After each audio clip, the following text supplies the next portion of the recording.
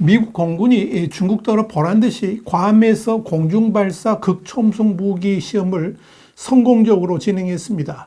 이 극초음속 무기는 그동안에 미국 본토 내에서는 이루어진 바 있습니다만은 중국과 가까운 괌에서 이 중국과의 거리를 감안해서 태평양 섬을 향해 발사 시험을 했다는 점에서 큰 의미를 갖습니다. 특히 이 중국의 로켓군이 부정부패로 초토화되어 있는 상황에서의 미 해군의 극초음속 무기 시험 발사 성공 소식은 이 중국을 근심하게 만들 것으로 보입니다. 그 내면을 Y타임즈가 추적해 봤습니다. 지금 시작합니다.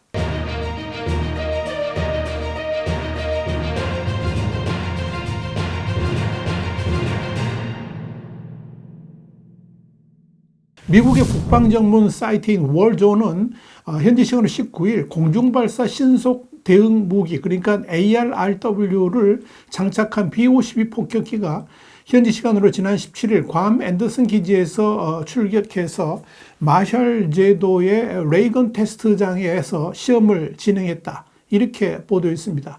이번에 시험한 것은 미 방산업체인 로키드 마틴이 주축이 돼가지고 개발한 극초음속 미사일인데요. 공식 명칭은 AGM-183A 공중발사 신속 대응 무기입니다. 이 극초음속 미사일은 B-52와 같은 미 공군의 전략폭격기라든지 전투기에서 발사된 뒤에 항로를 변경하면서 음속의 20배 속도로 활강해가지고 목표물을 타격할 수 있는 무기입니다.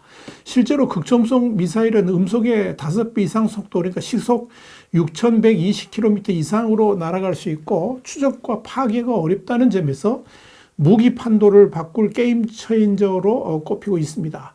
이번 시험 발사와 관련해 가지고 공군 대변인은 이번 시험에서 구현된 미사일의 구체적인 속도 등은 공개하지 않은 채 이번 시험을 통해서 가치 있고 독특한 데이터를 확보했다. 그러면서 우리는 또 첨단 극초음속 시스템의 지속적인 개발을 위한 시험 및 평가 능력을 실증하고 향상시켰다. 이렇게 말했습니다. 미 공군은 이날 시험 발사를 위해서 괌에서 약 2,500km 떨어진 과잘레인 환초의 레이건 미사일 테스트 기지 부근과 북서쪽으로 최대 2,150km 떨어진 공역에 대해서 비행주의보인 항공고시보를 발표한 바 있습니다. 한편 이번에 시험 발사된 공중발사 신속 대응 무기, 그러니까 ARRW는 지난 2월 27일 괌의 앤더슨 공군기지에서 B-52H 전략폭격기에 장착된 장면이 언론에 공개된 바 있습니다. 이른바 극초음속 무기 친숙화 훈련 장면이었습니다. 당시 공개된 이 ARRW의 탄두 부분에는 지금 보시는 바와 같이 노란 띠가 둘려져 있었습니다. 이 훈련용 모형은 파란 띠인데 노란 띠라는 것은 실제 탄두라는 의미입니다. 그런데 이 테스트가 특히 관심을 끄는 이유는 미 공군이 극초음속 무기 ARRW를 지금까지 비행 테스트하던 이 캘리포니아 서부 해역을 벗어나서 이렇게 중국에 가까운 곳에 배치하고 테스트하기는 처음이기 때문입니다. 실제로 괌에서 중국 베이징까지는 약 4,000km입니다. 그런데 전략폭격기인 B-52H가 제급이 없이 15,000km를 날 수 있음에도 불구하고 ARRW 비행 테스트를 굳이 인도태평양 지역에서 하는 것은 사실상 중국을 겨냥해서 무력 시위를 한 것이다. 이런 분석이 나오는 겁니다.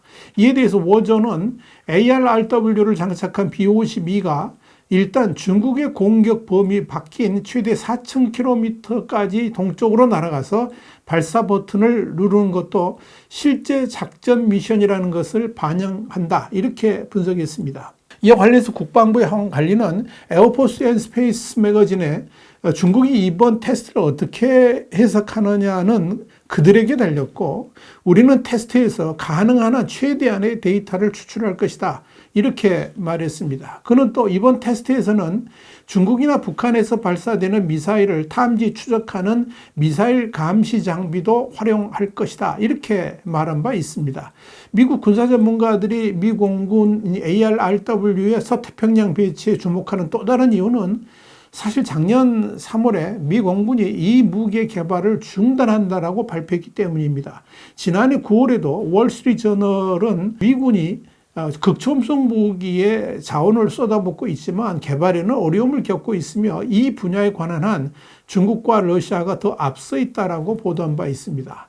이런 이유로 미 육군과 해군 공군은 각각의 목적에 맞는 극초음속 무기 개발에 주력을 했고, 미 공군의 극초음속 무기인 AGM-183A는 그런 노력의 산물이라고 말할 수 있습니다. 그렇기 때문에 이 전략 폭격기 등에 탑재돼서 중고도에서 발사되는 로켓이라고 할 수 있는 겁니다. 그렇다면 중국과 러시아의 극초음속 무기는 어느 정도 진전을 이뤘을까요? 우선 러시아는 우크라이나에서 극초음속 미사일을 사용한 바 있습니다. 그런데 이 러시아가 자랑하는 공중발사 극초음속 미사일인 킨잘은 최대 마 12라고 했습니다만은 우크라이나 전쟁에서 미국의 패트리엇 요격 미사일에 의해서 이미 25기 이상이 격추가 됐습니다. 그렇다면 러시아의 극초음속 미사일은 소문과는 상당히 다르다 하는 것을 확인할 수가 있을 겁니다. 실제로 속도가 마 10 이상이라면 요격 자체가 불가능했을 것이기 때문에 그렇습니다.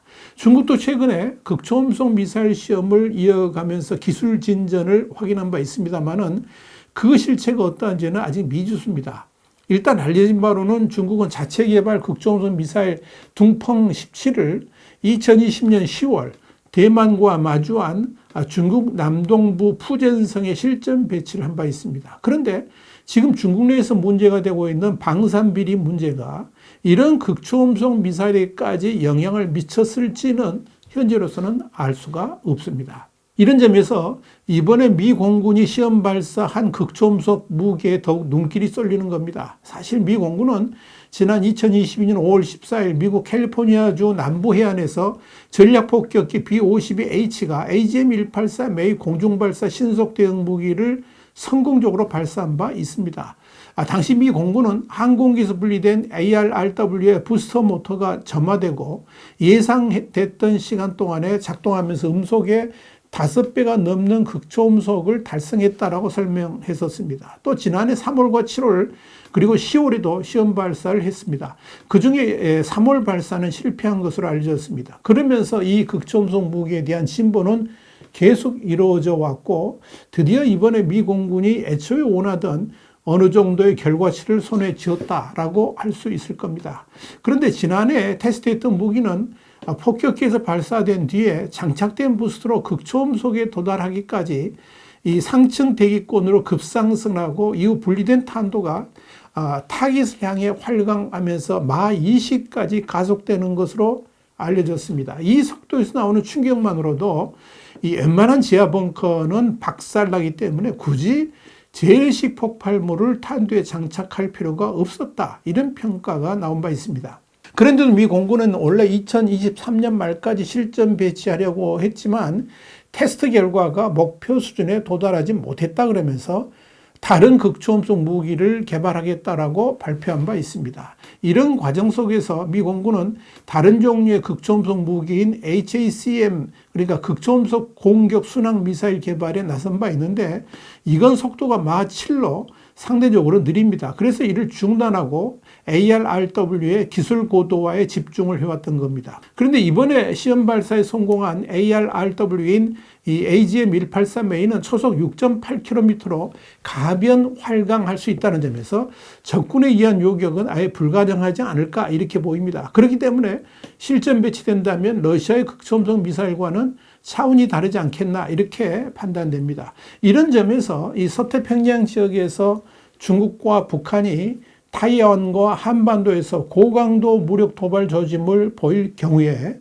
이를 가장 효과적으로 억제할 수 있는 무기가 바로 이 ARRW가 될 수 있다 하는 분석이 나온 겁니다.